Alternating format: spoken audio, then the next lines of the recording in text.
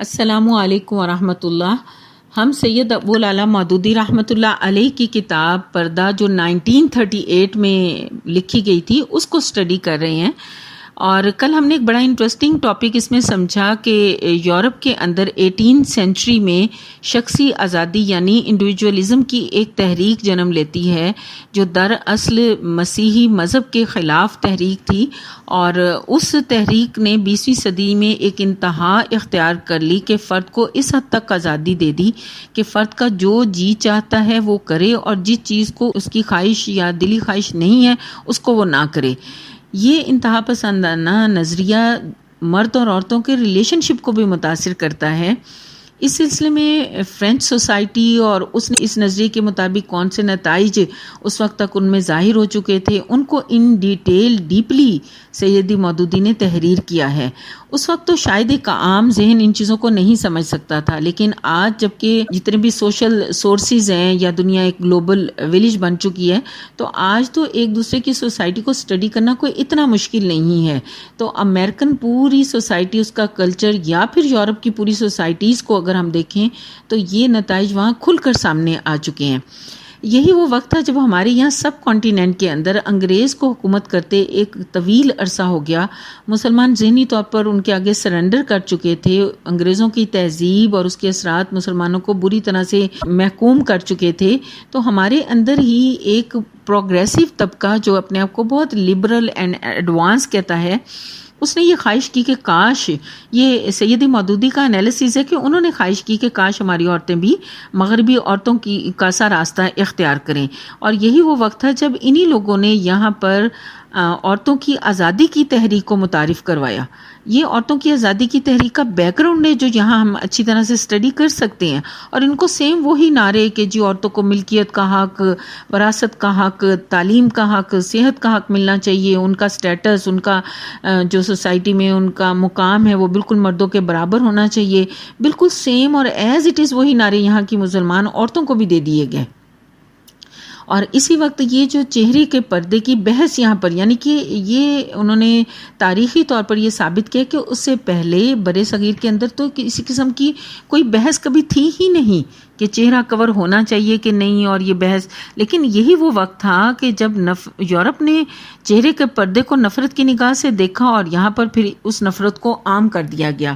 اب یہ بھی بڑی ایک اچھی بات ہمیں یہاں معلوم ہو جاتی ہے کہ یورپ کے اس وقت کے دیکھیں جو بھی انٹلیکچوئل تھے وہ اچھی طرح سے اس بات کو جانتے تھے کہ یہ جسٹ فیس یا باڈی کورنگ نہیں ہے، بلکہ دراصل یہ پوری اسلامک آئیڈیالوجی ہے، یہ پورا اسلامک سوشل سسٹم ہے جس کو چہرے کا پردہ کور کریں تو وہ ظاہر کرتا ہے۔ اور ایک مسلمان عورت اس بات کا اعلان کرتی ہے کہ مجھے اپنی اسلامک کلچر ہی مجھے پسند ہے، مجھے اپنے اللہ اور اس کے رسول صلی اللہ علیہ وسلم کا دیا ہوا کردار، دیا ہوا مقام، مرتبہ، حقوق اور فرائض سب مجھے قبول ہے۔ یہ دراصل اس کا اعلان ہے جس کو انہوں نے اچھی طرح محسوس کیا، اور اس کی ایک نفرت کو یہاں پر عام کرنے کی پوری کوشش کی۔ آج بھی اگر ایک مسلمان عورت اپنے دین اسلام کو اچھی طرح سمجھ لیتی ہے تو شاید وہ آزادی کی اس طرح کی تحریکوں کا حصہ نہ بنے اور وہ ٹریپ نہ ہو، کیونکہ جن حقوق کا مطالبہ آج کی عورت اور خاص طور پہ مسلمان عورت جو سڑکوں پر آ کے کر رہی ہے اور انسانوں سے مانگ رہی ہے، اس کو تو یہ حقوق آج سے 1450 سال پہلے ان کا اللہ اور اس کے رسول صلی اللہ علیہ وسلم اس سے بہت بہتر انداز میں دے چکے ہیں، بلکہ انہوں نے حکومتوں کو اور دوسرے لوگوں کو مجبور کیا کہ عورتوں کو ہر صورت یہ مقام، مرتبہ اور یہ ان کے رائٹس اور یہ ان کی ڈیوٹیز، ان کو یہی کام کروایا جائے۔ یورپ کی عورت تو یہ سب کرتی ہوئی پھر بھی سمجھ آتی ہے کہ ان کو یہ حقوق حاصل نہیں ہیں، لیکن جب مسلمان عورت وہی مطالبات کرتی ہے تو اس پر حیرت ضرور ہوتی ہے۔ تو آج بھی جو مسلمان عورت ایک با اعتماد زندگی گزارنا چاہتی ہے، وہ چاہتی ہے کہ اس کا اللہ اس سے راضی ہو جائے، دنیا میں بھی خوش ہو، آخرت میں بھی خوش ہو کر اسے بہت بڑے اجر عظیم سے، بہت بڑے انعام سے نوازے، تو اسے چاہیے کہ اس کتاب کا بہت اچھی طرح سے نہ صرف خود مطالعہ کرے بلکہ اپنی نوجوان بچیوں کو بھی اچھی طرح سے بیٹھ کر سمجھائے اور پڑھائے، تاکہ وہ بھی ایک با اعتماد زندگی گزار سکیں اور لوگوں کے دھوکے میں اور فریب میں نہ آئیں۔ اب یہ پوری مغربی سوسائٹی اور اس کے معاشرے کے اثرات اور نتائج سارے بتانے کے بعد سیدی مودودی فرماتے ہیں کہ مسلمان لوگ خود فیصلہ کر لیں کہ آیا انہیں یہ چیزیں پسند ہیں، وہ اس طرف جانا چاہتے ہیں، یہ اخلاقی اصول، یہ فوائد اور یہ ان کو روشن پہلو لگتے ہیں، ان پر وہ جانا چاہتے ہیں، یا پھر یہ کہ وہ زندگی کی ان تاریک راستوں کی نفی کرنا چاہتے ہیں. تو انہوں نے فیصلہ کن سوال کے طور پر یہاں پر خود یہاں برصغیر کے اندر جو لٹریچر ان دنوں میں انٹروڈیوس کروایا جا رہا تھا ویسٹ کی نقل میں، ان ساری چیزوں کو کچھ قدر تفصیلاً رکھ کے ان سے سوال کیا کہ تم خود فیصلہ کرو اور بتاؤ کہ تم کس راستے پر چلنا چاہتے ہو. اس کے لیے اب انہوں نے اس بات کو یہاں پر لاجیکلی اگلے چیپٹرز کے اندر جو چیپٹر نمبر 8 اور 9 ہے اس کے اندر ان ڈیٹیل بتایا ہے کہ ہمیں لاجیکلی چیزوں کو سمجھنا چاہیے. اس کے لیے سب سے پہلی چیز انہوں نے قوانین فطرت موضوع کے اندر یہ بتائی کہ انسان اپنی عقل کو استعمال کرے اور دیکھے کہ دنیا کے اندر تمام جاندار، جتنی بھی جاندار چیزیں ہیں، ان سب کی نسل کو بڑھانے کے لیے ان کے اندر جوڑے کا قانون کام کر رہا ہے. یعنی کہ ایک میل اور ایک فیمیل دو قسمیں ہیں جو کہ ایک دوسرے کو اٹریکٹ کرتی ہیں. تو جتنے بھی دیگر جاندار ہیں ان کی جتنی نسل کو بڑھنے کی ضرورت ہے، اسی لحاظ سے نیچر نے ان کے اندر مخصوص وقت اور مخصوص ضابطے کے مطابق وہ کشش رکھی ہے اور اس کے نتیجے میں ان کی نسل بڑھتی ہے. مگر انسان کا جب مطالعہ کیا جاتا ہے تو حیرت ہوتی ہے کہ ان کے اندر جینڈر اٹریکشن یا ایک میل کا فیمیل کی طرف متوجہ ہونا وہ دیگر تمام جانداروں کی نسبت بہت زیادہ بڑھا ہوا ہے. باقی جانداروں میں اور اس کے برعکس دیکھتے یہ ہیں کہ ان جانداروں کی نسلیں یا ان کی آگے جو پروڈکشن ہے وہ تو بہت زیادہ ہے. اس کے برعکس انسان کی نسل تو اتنی تیزی سے نہیں پھیلتی ہے. تو پھر آخر انسانوں کے اندر یہ کشش اتنی لمٹ لیس کیوں ہے؟ بلکہ اس کشش کو تو حالات، موسم، خوبصورت مناظر مزید بڑھاتے ہیں. اور تو اور جب ہم دیکھتے ہیں کہ انسانوں کی جتنی بھی انسانوں نے کہانیاں لکھی ہیں ان سب کا موضوع، اپنی انسانوں کی تمام شاعری کا موضوع، حتیٰ کہ اس وقت کی ٹوٹل جتنی فلم اور ڈرامہ انڈسٹری ہے، جتنی بھی فیشن انڈسٹری ہے، اس کا پورے کا پورا انحصار مرد اور عورت کی اسی فزیکل اٹریکشن، جینڈر اٹریکشن پر ہی اس کا انحصار ہے. آخر یہ اتنی زیادہ کشش انسانوں کے اندر کیوں رکھی نیچر نے؟ کیا محض اس کی نسل بڑھانے کے لیے؟ یہاں پر جب غور کیا جاتا ہے تو یہ پتہ چلتا ہے، اور سیدی مودودی یہ فرماتے ہیں کہ نہیں، یہ کشش اس لیے اتنی بڑھا کر رکھی گئی ہے کہ فطرت انسان سے کوئی بڑا کام لینا چاہتی ہے، کوئی بڑا مقصد اس کے پیش نظر ہے. آخر فطرت کے سامنے بڑا کیا مقصد اس کے پیش نظر ہے؟ انہوں نے لکھا کہ وہ باقی مخلوقات کی نسبت انسانوں کو سیویلائزڈ زیادہ بنانا چاہتی ہے. وہ کیسے؟ وہ چاہتی ہے، فطرت یہ چاہتی ہے کہ یہ تعلق جو فزیکل ایک تعلق ہے یہ جسٹ فزیکل نہ رہے، بلکہ اس سے بڑھ کر یہ ایک روحانی اور دلی تعلق کے اندر منتقل ہو جائے. دوسری بات وہ یہ چاہتی ہے کہ یہ تعلق بالکل مستقل ہو، عارضی نہ ہو، وقتی طور پہ نہ ہو، بلکہ اس کے اندر ایک استقلال ہو، مستقل مزاجی ہو اس کے اندر. پھر نیچر نے خواتین کی فطرت الگ بنائی ہے، مردوں کی الگ بنائی ہے. خواتین کے اندر بے شک یہ والی کشش بہت ہے، اس کے باوجود ایک شرم و حیا کی کوالٹی ان کے اندر رکھ کر اس کشش کو ریگولیٹ کیا گیا ہے کہ وہ رکاوٹ سی بن گئی ہے آگے بڑھنے کے لحاظ سے. اس کے بعد وہ ایک اور بڑی اچھی دلیل دیتے ہیں. وہ یہ کہتے ہیں کہ انسان کا بچہ جو ایک بہت بڑی وجہ ہے کہ مرد اور عورت کے اس تعلق کو سیویلائزڈ کیا جائے، ان کے اندر پائیداری ہو، ان کے اندر ایک روحانی تعلق ہو، کیونکہ اس کپل انسان کا جو بچہ ہے وہ کئی سال تک اس کپل ماں باپ کی حفاظت کا، تربیت کا محتاج ہوتا ہے. اور انسان کے دل میں اس کی اولاد کی محبت دیگر تمام مخلوقات کی محبت کی وجہ سے بہت بڑھ کر اس لیے رکھی ہے کہ وہ بڑی دیر تک اپنے ماں باپ کا محتاج ہوتا ہے. اور بعض اوقات اس اولاد کی محبت کی خاطر ہی میاں بیوی بہت طویل عرصے تک ایک دوسرے سے سمجھوتا کر کے زندگی گزار دیتے ہیں. یعنی کہ فطرت کا جو مطالبہ بہت واضح طور پہ سمجھ آیا، جس کی وجہ سے مرد اور عورت کے اندر بہت کشش رکھ دی گئی، وہ یہ کہ مرد اور عورت کا سیکسول ریلیشن شپ ایک ایسا تعلق قائم کرتا ہے جس سے وہ ایک خاندان کو تخلیق دیتا ہے، اور وہ پھر خاندان معاشرے بناتے ہیں. گویا ایک جوڑا جب خاندان کو بنانے کا ذریعہ بنتا ہے تو دراصل وہ انسان کی انفرادی زندگی سے اس کو نکال کر اس کی سوشل لائف کی طرف لاتا ہے. اس وجہ سے مرد اور عورت کا یہ تعلق سوسائٹی کے لیے بہت بنیادی مسئلہ بنتا ہے، کیونکہ اس مسئلے کے صحیح حل پر ہی سوسائٹی کی صلاح و فساد، اس کی بہتری، اس کی بدتری، اس کی ترقی، اس کی کمزوری کا انحصار ہے۔ اس وجہ سے اب جو نیکسٹ چیپٹر ہے مدنیت صالح کے لوازم، اس میں سیدی مودودی فرماتے ہیں کہ اب مسئلے کا تجزیہ کر کے ہم یہ معلوم کریں کہ ایک اچھا تمدن، ایک اچھی سوسائٹی وہ کیا اصول اختیار کرے جس سے مرد اور عورت کی اس ریلیشن شپ کی صحیح شکل بن سکے۔ سب سے پہلا اصول، اور یہاں پر ان ڈیٹیل اس چیپٹر کے اندر یہ ساری چیزیں بہت اس کے ہر پہلو سے لکھی گئی ہیں، ہم مختصراً ان 5 اصولوں کی بات کر لیتے ہیں۔ ان میں سے سب سے پہلی بات اور پہلا اصول یہ ہے کہ مرد اور عورت کے درمیانی جو صنفی کشش اور میلان ہے، اس کو سوسائٹی کے آگے سب سے بڑا سوال یہ کہ اس کو کس طرح سے قابو کیا جائے، کیونکہ اگر یہ لیمٹ لیس ہو جاتا ہے تو یہ انسان اور معاشرے دونوں کے لیے تباہ کن ہوتا ہے۔ تو اس کو ریگولیٹ کرنے کا سوال معاشرے کے سامنے سب سے اہم بن جاتا ہے۔ تو معاشرہ یہ کوشش کرتا ہے کہ ایک طرف ان سب ایب نارمل موٹیوز کو کنٹرول کرے جو اس صنفی کشش کو بڑھانے کا ذریعہ بنتے ہیں، اور دوسری طرف سوسائٹی کا یہ فرض ہے کہ پھر وہ انسانوں کو کوئی ایسا راستہ دے جو انسان کی اس بنیادی ضرورت کو پورا کرے۔ تو وہ راستہ سوسائٹیز کیسے کھولتی ہیں؟ وہ خاندان کی تاسیس، جو اس کا دوسرا بنیادی نقطہ یہاں لکھا گیا ہے کہ وہ سوسائٹیز لیگل ایگریمنٹ کے طور پر یا نکاح کے طور پر ایک راستہ کھولتی ہیں کہ مرد اور عورت اپنے درمیان کسی قسم کا تعلق پیدا کرنے سے پہلے، تعلق قائم کرنے سے پہلے ایک وعدہ کریں، ایک معاہدہ کریں، جسے زیادہ تر سوسائٹیز کے اندر نکاح ہی کہا جاتا ہے، یا دیگر لیگل ایگریمنٹ ہوتے ہیں جس میں ایک جوڑا اپنی نسل بڑھانے کے لیے دوسرا جوڑا منتخب کرتا ہے، اور پھر وہ محنت سے اپنے بچوں کو سوسائٹی کے لیے اپنے سے بہتر تیار کرنے کا پورا کام کرنے لگ جاتے ہیں، اور اس کو وہ اپنی ذاتی ذمہ داری سمجھتے ہیں۔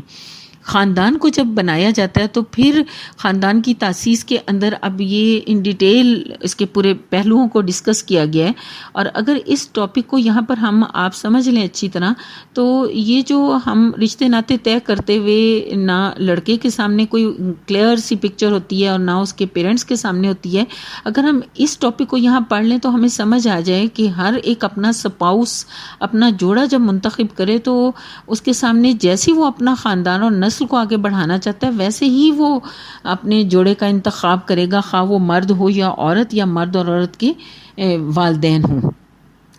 تیسری چیز جو یہاں پر بتائی گئی کہ ایک صالح تمدن کی ضرورت کیا ہے، سوسائٹی کی ضرورت کیا ہے، وہ یہ کہ جب نکاح جیسے معاہدات ہو جاتے ہیں، وہ سوسائٹی ایک طریقہ کار مرد اور عورت کے آپس کے تعلق کا طے کر دیتی ہے، تو پھر اب یہ ایک سوسائٹی کا انتہائی اہم فرض ہے کہ وہ خاندانوں کو، گھروں کو مضبوط کرنے کے لیے، بچانے کے لیے نکاح کے علاوہ، شادی کے علاوہ تمام راستوں کو قانوناً سختی سے بند کر دے، کیونکہ اگر وہ یہ ریلیشن شپ کو بند نہیں کرتی تو یہ خود انسانوں کے لیے اور خاندانوں کے لیے انتہائی تکلیف دہ بن جاتا ہے۔ اس میں اب جو زنا ہے اور اس کے سوسائٹی پر جو مظالم ہے اس کو انتہائی بہترین پوائنٹس کے ساتھ یہاں پر ان ڈیٹیل بتایا گیا ہے، اور اس کے بعد جو چوتھا اصول یہاں بتایا گیا وہ یہ کہ یہ سوسائٹی لیگلی قانوناً تو یہ ایک کام کرے کہ یہ رستے سارے بند کر دے، لیکن اس کے علاوہ، قانون کے علاوہ اس سوسائٹی کو 4 مزید سورسز اختیار کرنے چاہیے تاکہ وہ خاندان کو اچھی طرح سے مضبوط کر سکے اور بچا سکے۔ یہ 4 سورسز جو یہاں بتائے گئے ہیں وہ یہ کہ سب سے پہلے وہ پوری سوسائٹی کے افراد کا مائنڈ سیٹ درست کرے، ان کے نفس کی اصلاح کرے کہ وہ خود شادی کے علاوہ اس تعلق سے نفرت کرنے لگیں، انہیں گناہ سمجھیں، ان کو کسی بھی طرح کسی حال میں کرنے سے رکے رہیں۔ دوسری بات یہ کہ پبلک پریشر کو ڈیولپ کیا جائے کہ عام لوگ بھی اس کام کو انتہائی قابل نفرت سمجھیں، اور تیسری بات یہ کہ پھر سوسائٹی ان تمام سورسز کو بند کر دے جو کہ اس غلط راستے کی طرف لے جانے کی کوئی بھی موٹیویشن دیتے ہوں، ان ساری صورتوں کو ہر حال میں بند کر دیا جائے۔ چوتھی بات یہ کہ سوسائٹی ایسی بڑی بڑی رکاوٹیں اور مشکلات کھڑی کر دے کہ اگر کوئی مرد یا عورت شادی کے علاوہ اس طرح کا کوئی تعلق قائم کرنا چاہتا ہے تو وہ آسانی سے نہ کر سکے۔ یہ چاروں تدبیریں جب سوسائٹی اختیار کر لیتی ہے تو پھر اس کے بعد اس کے سامنے یہ سوال آتا ہے کہ پھر خاندان کے اندر مرد اور عورت کے کام کیا مقرر کیے جائیں، ان کے تعلق کی صحیح نوعیت کیا ہو، ان کی ذمہ داریاں کیا ہوں، خاندان میں مرد کا سٹیٹس کیا ہو، عورت کا کیا ہو، اور ان کے دونوں کے درمیان اس طرح کا کام کی تقسیم ہو کہ دونوں کے اندر انسیٹسفیکشن نہ ہو. یہ وہ بہت پیچیدگی ہے، اور اس پیچیدگی کو حل کرنے کے لیے پھر کچھ قوموں نے عورت کو فائنل اتھارٹی دے دی، تو انہوں نے عجیب سے نتیجے بھوگتے، جنہوں نے پھر مرد کو فائنل اتھارٹی بنا دی، کیونکہ ایک فائنل اتھارٹی گھر ایک چونکہ ادارہ ہے، اس کو چلانے کے لیے کسی ایک کو فائنل اتھارٹی دینے کی ضرورت تھی. مغربی معاشرے نے ایک تیسرا طریقہ اختیار کیا کہ عورتوں اور مردوں دونوں میں بالکل مساوات قائم کر دی. اب یہ تینوں طرح کی تدبیریں انسانی سوسائٹیز نے اختیار کی اور ان کے نتائج بھگتے، اور کوئی بھی اس عدل اور اس توازن تک نہیں پہنچ سکا جو آدمی اور عورت دونوں کو مطمئن کر سکے. یہ بھی ایک حقیقت ہے کہ انسان ہونے کے ناطے ایک لحاظ سے مرد اور عورت دونوں یکساں ہیں، اور اس بات کو سبھی تسلیم کرتے ہیں کہ جیسے کہ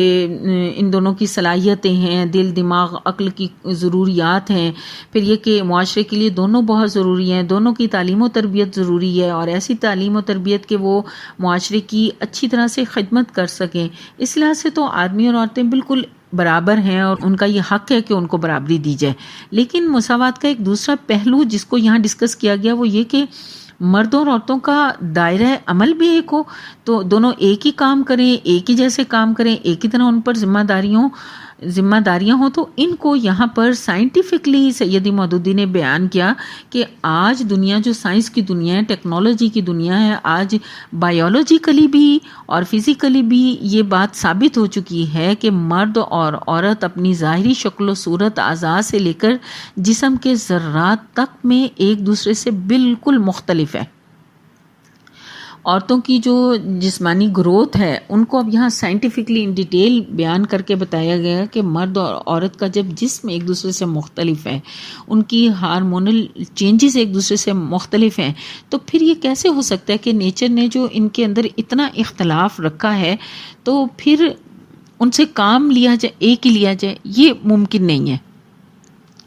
اس حقیقت کے بعد تو پھر عورت کے لیے ترقی کیا ہے؟ عورت کے لیے عورت کی اس ترقی کو اگر وہ خود سمجھ لیتی ہے، اگر اس نقطے کو، تو شاید پھر وہ عورت کبھی ٹریپ ہی نہ ہو، کیونکہ اپنی ترقی کا فیصلہ وہ خود کر لے، اپنی چیزوں کو وہ خود سمجھ لے. تو یہ جو اتنی بحثیں معاشرے کے اندر جنم لیتی ہیں اور عورت اور مرد کا موضوع ہر وقت انڈر ڈسکشن رہتا ہے، اگر ہم عورتیں شعور میں آ جائیں، ہم اویئر ہو جائیں، تو شاید ان بحثوں کا ہم خود ہی خاتمہ کر لیں. یہاں پر جو عورت کی ترقی بتائی ہوئی کہ یہ عورت کی ترقی نہیں بلکہ انحطاط ہے، یعنی کہ اس کا زوال ہے، کہ اس کی قدرتی صلاحیتوں کو دبایا اور مٹایا جائے، اور اس میں مصنوعی طور پر وہ صلاحیتیں پیدا کرنے کی کوشش کی جائے جو نیچر نے اس کے اندر رکھی نہیں. تو عورت کے لیے ترقی کیا ہے؟ ترقی عورت کی اس بات میں ہے کہ اس کی قدرتی صلاحیتوں کو نشو و نما دیا جائے، ان کو نکھارا اور چمکایا جائے، اور ان کے لیے بہتر سے بہتر عمل کے مواقع پیدا کیے جائیں. یہی دراصل عورت کی کامیابی ہے. اس کامیابی کو انسان نہیں سمجھ پاتا، اور سمجھنے کی وجہ سے، نہ سمجھنے کی وجہ سے پھر یہ عام طور پہ یہ ہوتا ہے کہ عورت ہر دور میں تقریباً انسیٹسفائی سی رہتی ہے. جو معاشرہ فطرت کی اس تقسیم کو اور عورت کی فزیکل اور دوسری چیزوں کو پیش نظر رکھتا ہے، تو پھر عام طور پہ وہ اپنے خاندان اور اس کے اندر مرد اور عورت کی ڈیوٹیز کے لیے اس طرح کی تقسیم کرتا ہے، کیونکہ سوسائٹی کے یہ والے کام تو موجود ہی ہیں. تو وہ کیا کرتا ہے؟ اس کے لیے اس چیپٹر کے اینڈ پر 4 مین پوائنٹس بتائے گئے ہیں کہ معاشرے میں خاندان کے لیے روزی کمانا، اس کی حمایت حفاظت کرنا، سخت کام کرنا، یہ مرد کا کام سوسائٹی مقرر کرے، اور پھر اس کی تعلیم و تربیت بھی ایسی ہو کہ وہ انہی کاموں کے زیادہ تیار ہو سکے. اور بچوں کی پرورش کرنا، گھر کی زندگی کو پرسکون بنانا، راحت بنانا، یہ عورت کا کام ہو، اور پھر اس کو بھی اسی سلسلے میں بہتر سے بہتر تعلیم و تربیت دی جائے. ہمارے پاکستان کی طرح نہ ہو کہ ساری عمر ہمیں تعلیم ایک ہی طرح کی دی جاتی ہے مرد اور عورت کو، اور ان دا اینڈ چاہے وہ عورت ڈاکٹر بنے یا انجینئر بنے یا کچھ بھی بنے تو اس سے کام گھر کا اور بچوں کی پرورش کا لیا جاتا ہے. یہ عورت کے ساتھ نا انصافی ہے. تیسری بات یہ بتائی کہ خاندان کا ادارہ چونکہ ایک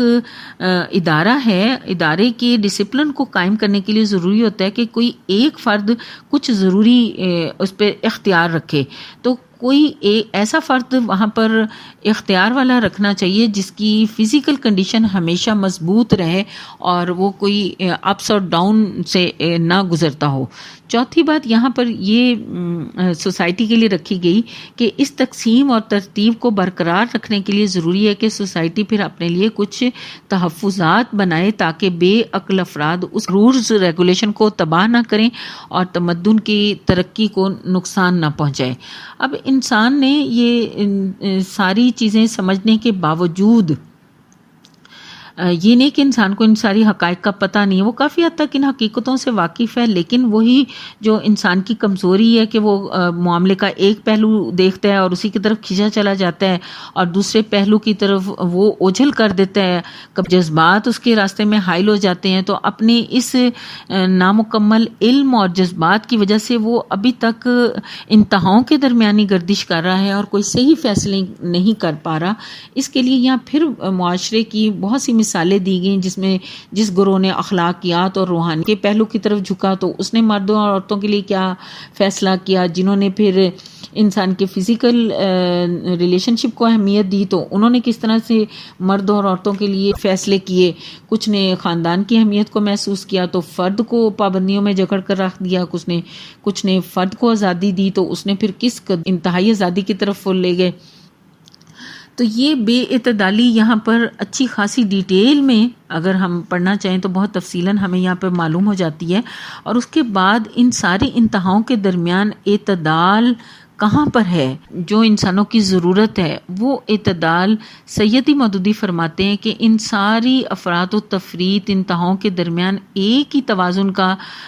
نظام تھا سوسائٹی کے لیے، اور وہ توازن کا نظام فاطر السماوات والارض جو کہ عالم الغیب و شہادہ ہے وہی بتا سکتا ہے. اور انسان جو سالہ سال تک غور و خوض کرتا ہے وہ وہاں تک نہیں پہنچ سکا. اور وہ فرماتے کہ میں اس قانون کی اس لیے تعریف نہیں کرتا کہ میں اسلام پر ایمان لایا ہوں، بلکہ میں اسلام پر ایمان لایا ہی اس لیے ہوں کہ مجھے اس پر کمال درجے کا توازن اور